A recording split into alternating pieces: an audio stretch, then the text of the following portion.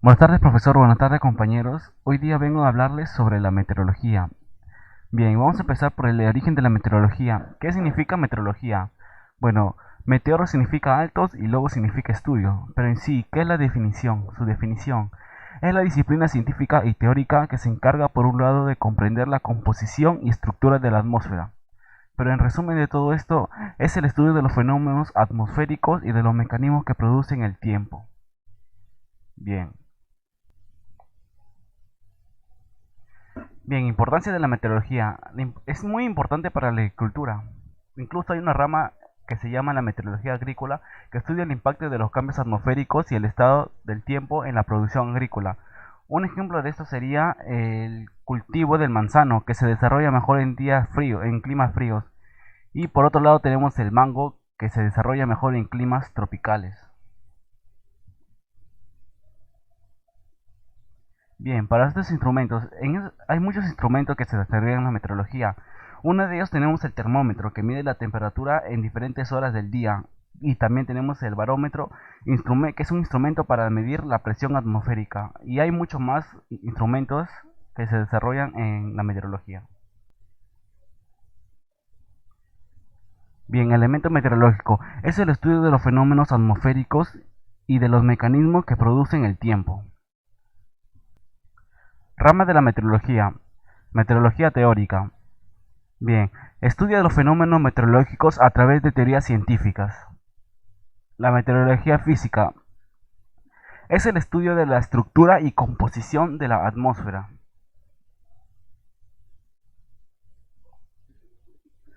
La meteorología dinámica se dice que estudia la atmósfera desde el punto de vista de las leyes dinámicas, pero en resumen de todo esto, esta rama estudia el movimiento que existe en la atmósfera.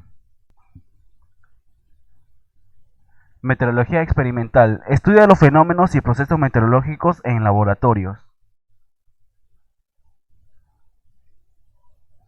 Meteorología aplicada. Esta rama se dice que se aplica a todas las actividades humanas. Meteorología sinóptica. Bien, esta rama se estudia a través de los análisis, pero este quiere decir que se estudia los fenómenos meteorológicos en tiempo real.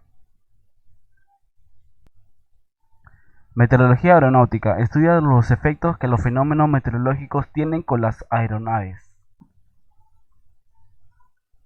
Meteorología aeronáutica. Estudia los efectos que los fenómenos meteorológicos tienen con las aeronaves. Hidrometeorología. En sí, esta rama estudia la transferencia de agua y energía entre la superficie y la atmósfera. La meteorología agrícola. Estudia las condiciones meteorológicas y su interrelación con los procesos de actividad agrícola. Meteorología marítima. Estudia los servicios meteorológicos que se desarrollan en el mar. Meteorología médica. Bien, estudia el impacto que tiene el clima con la salud. Por ejemplo, el cambio climático que afecta a unos mucho más que a otros. Bien, micrometeorología. Se ocupa de las observaciones y los procesos en pequeña escala. Mesometeorología. Se ocupa de las observaciones y los procesos en media escala. Y la macrometeorología que se ocupa de las observaciones y procesos pero a gran escala. Estaciones atmosféricas. Son las observaciones que se realizan en lugares establecidos que reúnen condiciones técnicas normalizadas y se les denomina estaciones meteorológicas. En resumen de todo esto, es un lugar escogido adecuadamente para colocar los diferentes instrumentos que permiten medir las distintas variables que afectan al estado de la atmósfera. Observaciones meteorológicas. Son observaciones que se efectúan en forma horaria, quiere decir que se aplican en cierta hora del día. Esto es muy importante para la elaboración de mapas meteorológicos y formular el pronóstico del tiempo. Observaciones aeronáuticas. Se trata de observaciones que se efectúan en estaciones meteorológicas instaladas en los aeródromos.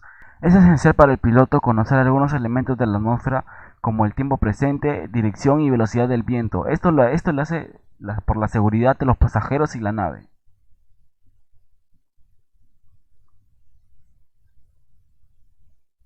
Observaciones marítimas. Son observaciones que se realizan sobre buques fijos, móviles, boyas ancladas y a la deriva. Esas observaciones son muy importantes para los mercantes, para que puedan transmitir las estaciones costeras de radio.